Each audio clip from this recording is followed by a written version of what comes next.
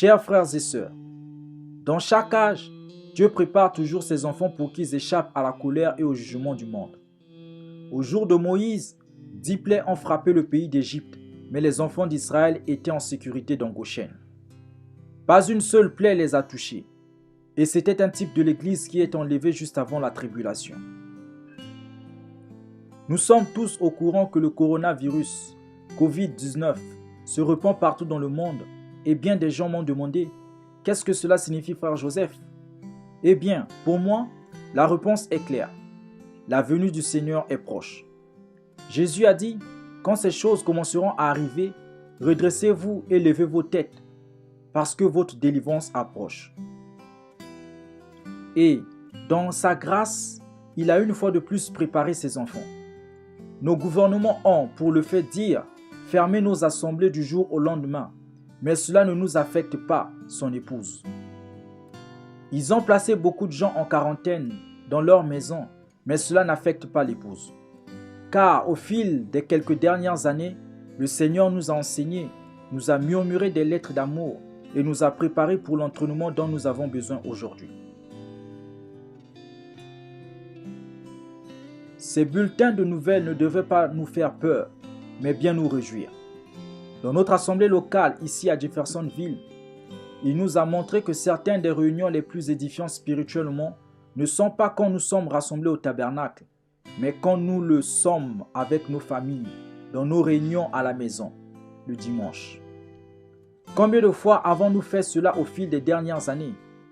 Mais si nous aimons beaucoup nous rassembler souvent le dimanche, comme nous devrions le faire, il nous a enseigné que nous pouvons être comme Rahab et faire de notre maison notre assemblée.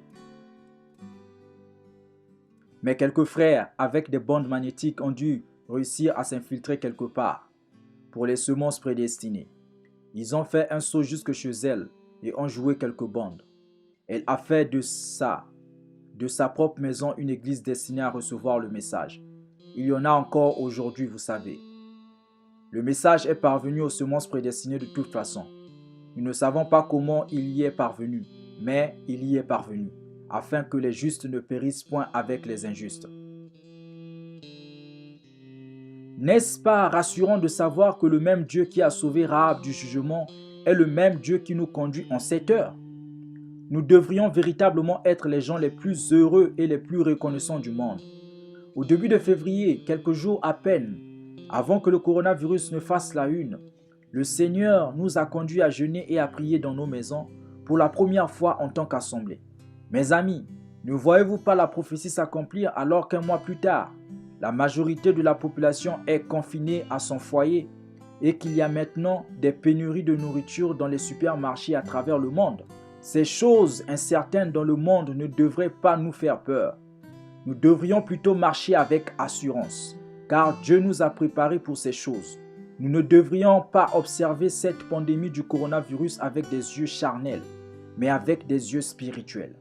En effet, Dieu dans sa miséricorde a pourvu d'un message en cette heure pour nous guider, comme il l'a fait au jour de Moïse.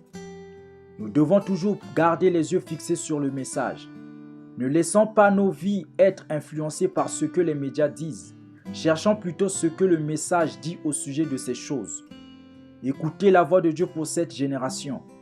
Et je vous promets que vous ne serez pas troublés par ces temps incertains, mais vous trouverez plutôt une promesse que l'épouse sera sauvée des épidémies de ce monde et elle sera en sécurité dans les bras de Dieu.